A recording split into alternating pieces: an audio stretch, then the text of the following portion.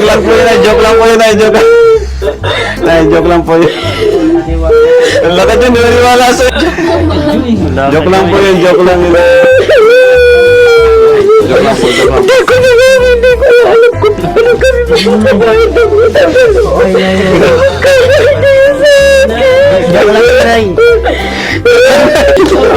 Hindi ko nga alam kung paano kami makakabawi ng utang na loob. Tapos gagawin niyo siya. Grabe pala, no? Grabe, prank lang po yun, ha, mga kalingap. Hindi po ganun si Joy. Hindi po siya, ano, kumbaga, di niya iwan ang Team Kalingap ng basta-basta. Ano? Ayan, ano kang tubig na eh. So, dun sa prank na yun, grabe yung nangyari, lalo kay nanay. Siguro ay sobrang hiya, gano'n? Nahiya kayo na parang gano'n. Naisip ko agad, hindi ko na nga alam kung paano kami makabayad ng utang na loob. Tapos opo. gagawin niyo sa akin. Hindi naman ako nagkulang. Kaya sabi ko sa kanya, hindi ako nagkulang ng pangaral sa iyo, anak ko. Hindi, joke lang po. Bakit gagawin mo yan? Apo. Di po yung gagawin ni Joy. Okay naman po si Joy.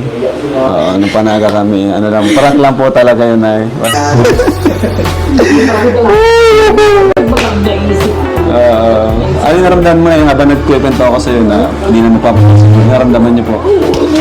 Sabi ko, mas nangyari yun sa kanya. Mabigat, Oo, mabigat. hindi ko na alam kung anong iharap ko na ba sa inyo. Di ba?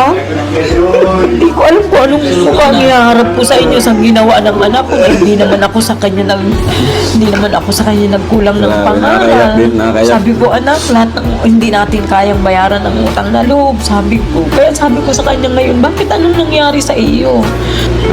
Prank lang po yun na. Sorry na na-miss ka kasi namin na namin na yung bite-bite ni nanay talaga. Grabe, dito na, mas nakilala natin si nanay. Ano? Mas nakilala natin yung tunay niyang pagkatao. Diba?